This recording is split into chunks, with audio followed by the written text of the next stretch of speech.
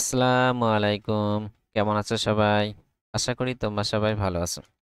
SLST mathematics নামে আমাদের যে হোয়াটসঅ্যাপ গ্রুপ ও টেলিগ্রাম চ্যানেল আছে, সেখানে প্রতিদিন দুটো করে ইম্পর্টেন্ট কোশ্চেন শেয়ার করা হয়। 11 সেপ্টেম্বর যে দুটো কোশ্চেন শেয়ার করেছিলাম, সেই কোশ্চেন দুটো সলিউশন নিয়ে আমরা ডিসকাস করব। First question, the solution to the initial value problem dy dt2 plus 2 dy dt plus 5y equals 3 e power minus t sin t y at the point t equals to 0 equals to 0 and dy dt at the point t equals to 0 equals 3 is এবার চারটি option আছে। এখানে একটা differential equation দেওয়া আছে, সেই differential ইকুয়েশনের সলিউশনটা কি হবে, এই দুটো কন্ডিশনটা ইউজ করে সেটা আমাদেরকে বের করতে হবে। প্রথমে আমরা ডিফারেনশিয়াল ইকুয়েশনটা সলভ করব, তারপরে এখানে টি এর দুটো ভ্যালু, টি এর ভ্যালুর জন্য y এর ভ্যালু এবং টি এর ভ্যালুর জন্য dy dt ভ্যালুটা ইউজ করে যে কনস্ট্যান্ট থাকবে ডিফারেনশিয়াল ইকুয়েশনে সলিউশনে, সেই কনস্ট্যান্ট ভ্যালু বের করলেই আমরা রিকোয়ার্ড সলিউশনটা পেয়ে যাব। তো চলো শুরু করা যাক। কোশ্চেন নাম্বার 1, ডিফারেনশিয়াল ইকুয়েশনটা কি আছে, d2y dt2 plus 2 dy dt plus 5y equals 3 e power minus t sin t। তো ডিফারেনশিয়াল ইকুয়েশনের দিকে যদি আমরা দেখি লক্ষ্য করে, সো এটা লিনিয়ার ডিফারেনশিয়াল ইকুয়েশন আছে উইথ কনস্ট্যান্ট কোফিসিয়েন্ট। y এর কোফিসিয়েন্ট dy dt এবং d2y dt2 এর কোফিসিয়েন্টগুলো কনস্ট্যান্ট আছে এবং এটা লিনিয়ার ইকুয়েশন। তো এটা আমরা ডি অপারেটরের আকারে লিখতে পারি ডিফারেনশিয়াল ইকুয়েশনটাকে। তো এটাকে D square plus 2d plus 5 হবে। তো y ইকুয়ালস 3 পাওয়ার মাইনাস t sin t। এখানে ডিটা রিপ্রেজেন্ট করবে d dt। তো এই টাইপের ডিফারেনশিয়াল ইকুয়েশন সলভ করার জন্য আমরা অক্সিলারি ইকুয়েশনটা প্রথমে সলভ করি, দিয়ে আমরা কমপ্লিমেন্টারি ফাংশন cf এবং পার্টিকুলার ইন্টিগ্রাল দুটো বের করি এবং দুটোর যে সাম যোগফল সেটাই হবে রিকোয়ার্ড সলিউশন। অক্সিলারি ইকুয়েশন যদি আমরা বের করি তাহলে কত হবে, ডি এর জায়গায় আমরা m বসিয়ে দেব। তো m square plus 2m plus 5 equals 0। তো এখানে m এর ভ্যালু আমরা বের করি, তাহলে minus 2 plus minus B square মানে 4 মাইনাস 4 ac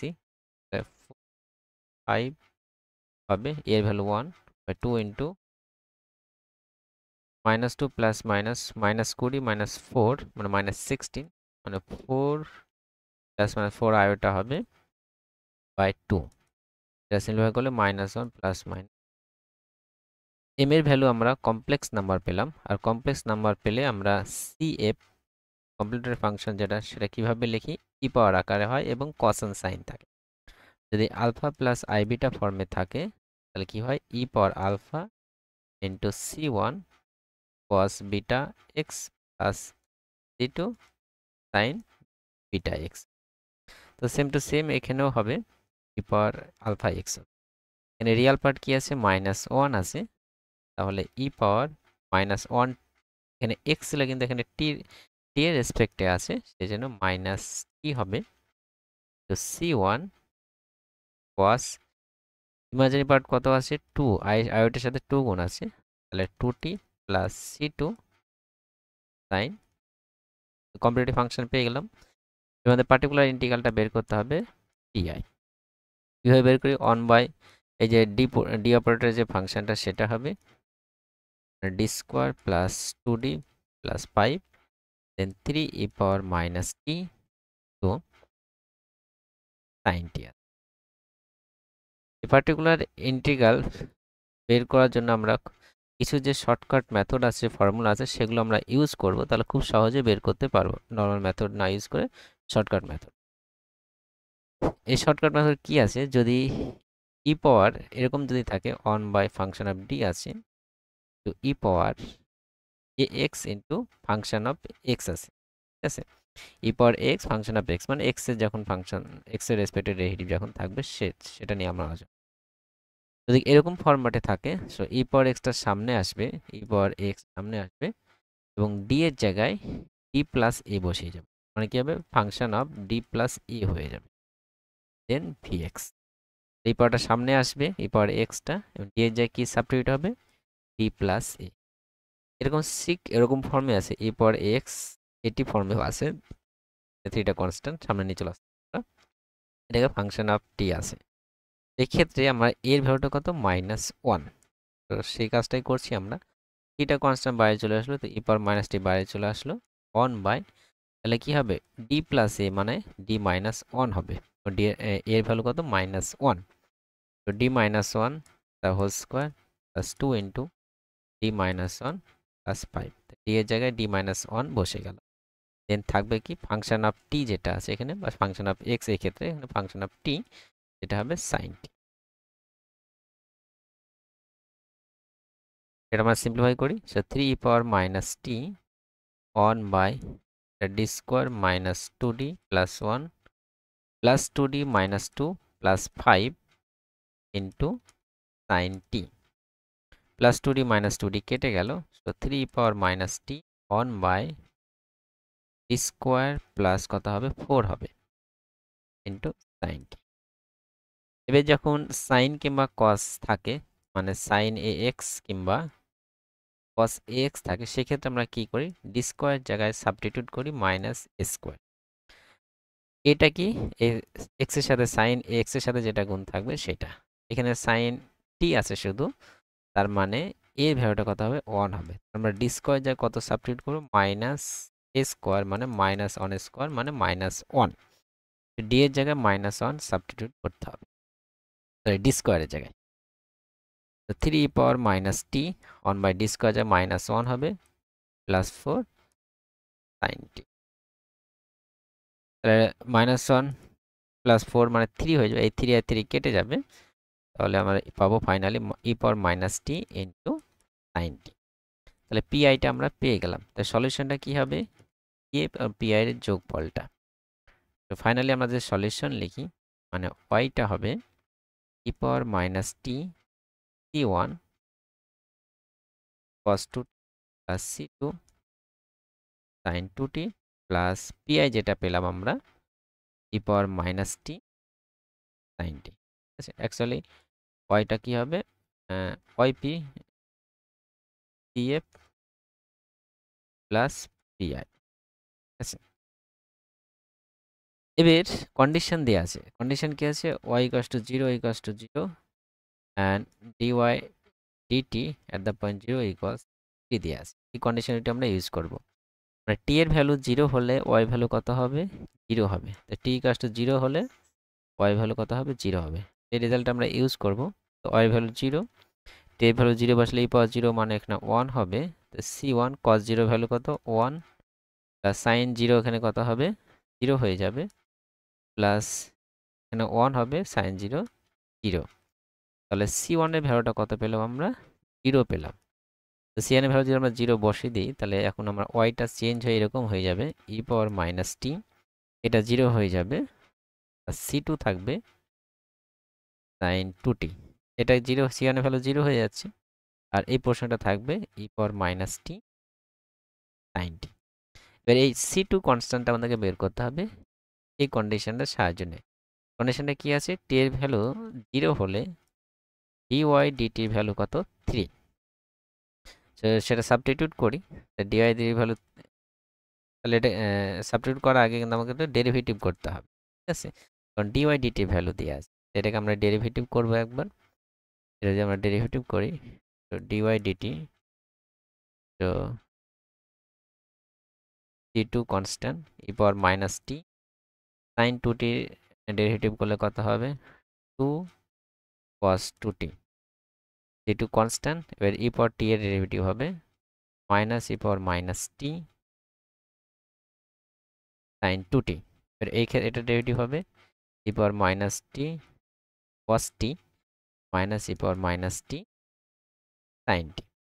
এবার আমরা ভ্যালুটা সাবস্টিটিউট করি, তো এখানে 3 যদি বসাই ডিভাইডেড 3 হলো, c2 t এর ভ্যালু 0 বসাচ্ছি, তাহলে c2 ইন্টু e পাওয়ার 0 মানে 1 হয়ে গেল, cos 0 ভ্যালু 1 মানে এখানে 2 হয়ে গেল, প্লাস c2 এখানে sin 0 বসালে 0 হয়ে যাবে, মানে এটা ইন্টু 0 পুরোটা 0 হয়ে যাবে, এটা থাকবে আমার এখানে e পাওয়ার 0 মানে 1 cos 0 ভ্যালু কত 1 মাইনাস এটা আবার 0 হয়ে যাবে tan 0 0। সো পেলাম আমি 3 cos 2c2 plus 1। 2c2 value কত 2, c2 ভ্যালু কত পেলাম 1, তাই c2 ভ্যালু কত 1। তো c2 ভ্যালু যদি আমরা এখানে বসিয়ে দিই তাহলে আমরা সলিউশনটা পেয়ে যাব, রিকোয়ার্ড সলিউশনটা পেয়ে যাব। সলিউশনটা কি হবে y ইকুয়ালস c2 ভ্যালু 1 বসিয়ে দিচ্ছি এখানে, তাহলে e power minus t into 1 sin 2t plus e power minus t sin t আছে। e পাওয়ার মাইনাস t যদি কমন নিয়ে নিই তাহলে আমরা পাবো sin t plus sin 2t। এটাই হবে রিকোয়ার্ড সলিউশন। আমরা দেখে নিই কোন অপশনটা রাইট হচ্ছে। তো এটা বি যে অপশনটা, এই অপশনটা রাইট আছে। আশা করি তোমরা বুঝতে পেরেছো। তাহলে আমরা নেক্সট কোশ্চেন নাম্বার 2 দেখে নিই। The value of double integration আছে যার লিমিট 0 to 1 দেন মানে minimum of xy minus xy dx dy is. তো নেক্সট কোশ্চেন এখানে একটা ডবল ইন্টিগ্রেশনের ভ্যালু বের করতে হবে যেখানে ফাংশনটা এভাবে দেওয়া আছে minimum of xy minus xy dx dy আছে আর লিমিটটা দেওয়া আছে 0 to 1 0 to 1। চলো শুরু কোশ্চেন। তো 0 to 1 0 to 1 আছে, ফাংশন আছে minimum of xy minus xy dx।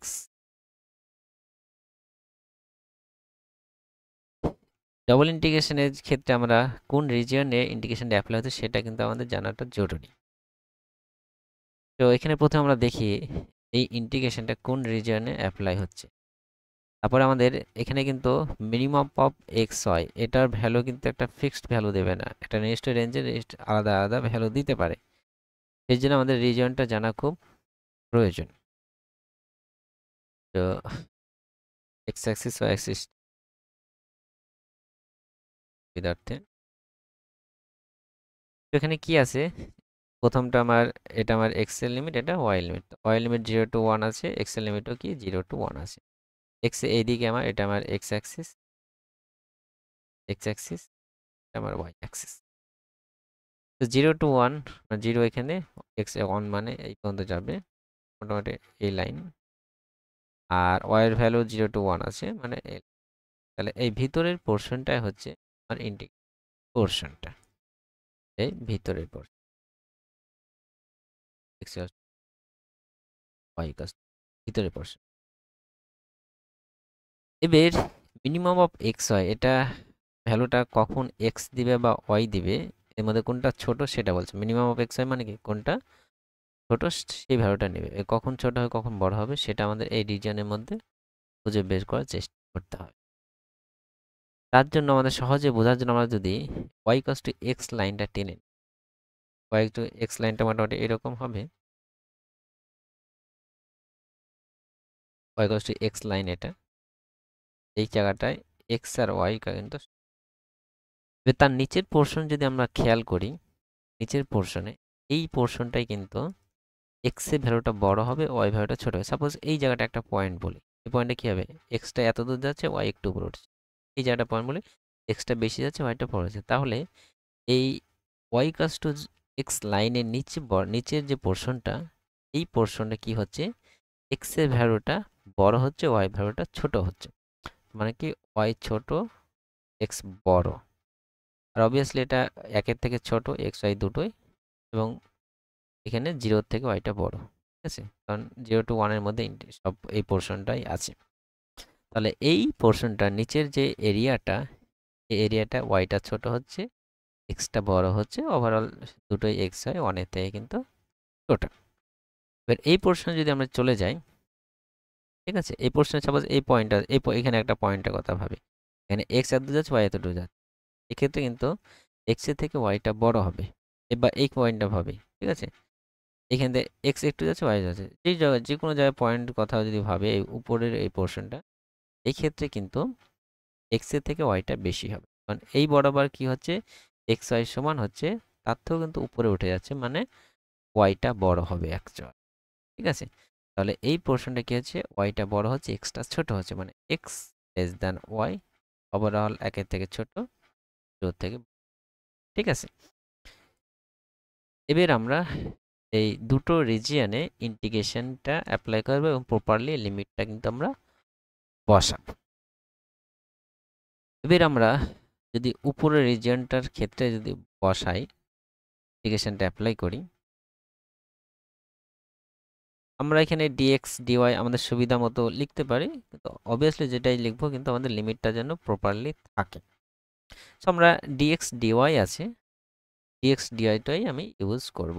Dy ডিএক্সও তোমরা ইউজ করতে কোনো অসুবিধা নেই, সেভাবে প্রপারলি লিমিটটা মেনটেন করলে হলো। তো আমরা ডিএক্স ডিওয়াই করছি, তাহলে বাইরে ওয়াই লিমিট হবে, ভিতরে এক্স, ভিতরটা এক্স এর লিমিট, প্রথমটা এক্স এর limit, Y limit. Dx dy use করব আমরা, তাহলে এক্স এর লিমিট থাকবে, এখানে আমরা ওয়াই লিমিট।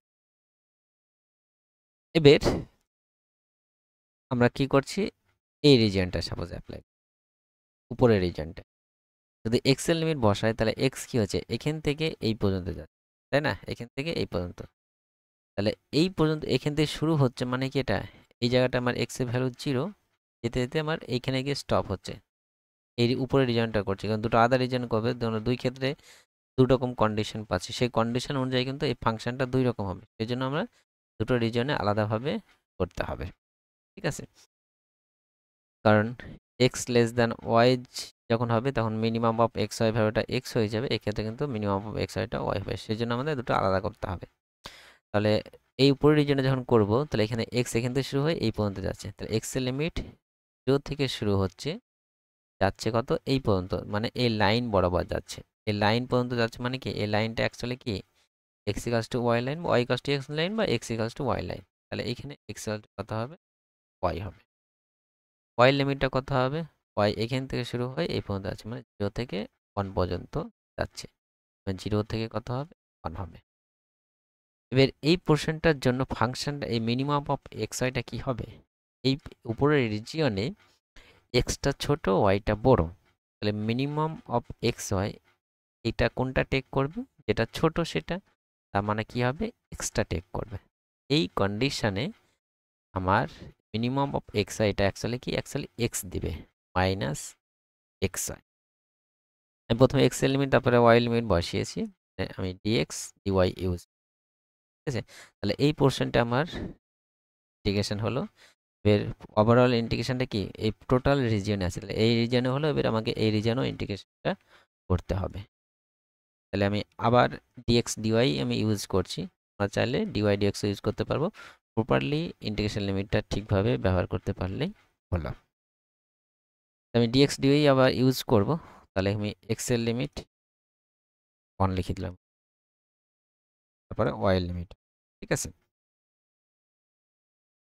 এবার এই রিজিয়নে করব, এবার এই মানে এক্স এর লিমিটটা কি হবে, এক্স আমার এখান থেকে গিয়ে এইখানে যাচ্ছে, নিচের পোর্শনটা করছি যখন, এখান থেকে গিয়ে এই পর্যন্ত যাচ্ছে, যে কোনো জায়গায় করি এখানে, তার মানে কি এই লাইন থেকে আমার এক্স ইকুয়াল টু 1 পর্যন্ত যাচ্ছে, এই লাইন মানে কি x equals to y line, এই লাইন মানে কি x equals to y line, x equal to y line থেকে আমার যাচ্ছে এক্স ইকুয়ালস টু কত, 1 পর্যন্ত। আর ওয়াই লিমিটটা কি হচ্ছে, ওয়াই নিচ থেকে শুরু হয়ে উপর পর্যন্ত যাচ্ছে, ওয়াই লিমিটটি 0 থেকে 1ই হবে এখানে, ঠিক আছে। এবার এই পোর্শনটা কি হচ্ছে, অ্যাকচুয়ালি কোন কন্ডিশনটা, ওয়াই ভ্যালু ছোট এবং এক্স এর ভ্যালুটা বড়, তাহলে মিনিমাম অফ এক্স ওয়াই, এটা কোনটা নেবে, যেটা ছোট সেটা, তার মানে কি ওয়াইটা নেবে, y minus x y dx, ঠিক আছে। এক্ষেত্রে যদি আমরা ডিওয়াই ডিএক্স করতাম, মানে প্রথমে এখানে ওয়াই লিমিটটা হতো, ওয়াই লিমিটটা তখন কি হতো, এখান থেকে এই কার্ভ বরাবর হতো, ঠিক আছে, মানে 0 থেকে y equals to x curve বরাবর। তো সবসময় যেটা যে সিকোয়েন্স আছে সেই সিকোয়েন্সে লিমিট বসানোর চেষ্টা করতে তাহলে সুবিধা হবে। এবার আমরা এটা সলভ করব, 0 টু 1, সেখানে প্রথমে ডিএক্স আছে, তাই ডিএক্স এর রেসপেক্টে আমরা ইন্টিগ্রেশন করব এটাকে, ডিএক্স এর করলে এক্স এর ইন্টিগ্রেশন হবে, ওয়াইটা কনস্ট্যান্ট হবে, তাহলে এটা এক্স স্কোয়ার বাই 2 হয়ে যাবে, minus x square by 2 y এই লিমিটটা বসবে 0 টু y, ঠিক আছে? এখানে x এর লিমিট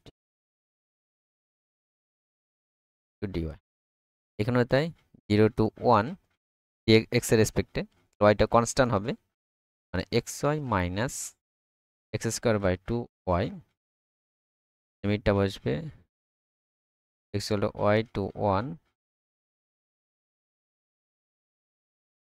0 টু 1 বসিয়ে দিবেন। x এর জায়গায় y বসাই, তাহলে এটা y square by 2 minus y cube by 2, আর 0 বসলে পুরোটাই 0 হয়ে যাবে, dy প্লাস 0 টু 1। এখানে 1 বসাবো প্রথমে x এর জায়গায়, x এর জায়গায় 1 বসালে এটা y, মানে এখানে 1 বসালে y বাই 2 হয়ে যাবে, মাইনাস x এর জায়গায় y বসাবো, তাহলে এটা y স্কোয়ার মাইনাস x এর জায়গায় যে y বসানো হয় এটা y cube by 2 overall dy। সেটা দিয়ে এখানে y রেসপেক্টে ইন্টিগ্রেশন হবে, তাহলে এটা y cube by 3, y cube by 3 হবে, 2 আছে অলরেডি, তাহলে y cube by 6 minus y4 by 8 হয়ে যাবে, লিমিট 0 টু 1 আছে। এই ক্ষেত্রে আমরা একটু সিম্পলিফাই করে নিই, y মাইনাস y বাই 2 আছে, মানে এটা y বাই 2 হয়ে যাবে, minus y square plus y cube by 2 dy। এখানে যদি বসিয়ে দিই লিমিটটা, তাহলে এটা 1 বাই 6 মাইনাস 1 বাই 8 হবে, 0 বসলে এটা পুরোটাই 0 হয়ে যাবে, plus y square by 4 minus y cube by 3 plus y4 by 8, লিমিটটা কত হবে 0 টু 1, তো 1 বাই 6 মাইনাস 1 বাই 8 প্লাস যদি 1 বসানো হয় 1 by 4 minus 1 by 3 plus 1 by 8 হবে, 0 বসলে সবগুলোই 0 হয়ে যাবে। যদি আমরা সিম্পলিফাই করি, প্লাস 1 বাই 8 মাইনাস 1 বাই 8 কেটে গেল, সেখানে থাকলো 1 by 6 plus 1 by 4 minus 1 by 3, লসাগু 12 হবে, 6 দিয়ে ভাগ করলে 6 দুগুণে 12, 3 4 12, তাহলে 2 3 5, 5 মাইনাস 4 মানে, তাহলে অ্যান্সার 1 বাই 2। তাহলে এই ডবল ইন্টিগ্রেশনটার ভ্যালু বের করতে বলেছিল, সেটা ভ্যালু কত হবে 1 বাই 12। তো আমরা দেখিনি কোন অপশানটা রাইট হচ্ছে, তো এখানে ডি যে অপশানটা, এই অপশানটা রাইট হবে। আশা করি তোমরা বুঝতে পেরেছো। তো আজ আমরা এই ভিডিওতে দুটো কোশ্চেন ডিটেল সরাসরি আলোচনা করলাম। কোনো যদি বুঝতে অসুবিধা হয় তোমরা অবশ্যই কমেন্ট সেকশনে জানাবে, কোনো যদি মনে হচ্ছে ভুল হচ্ছে অবশ্যই জানাবে। Thank you for watching.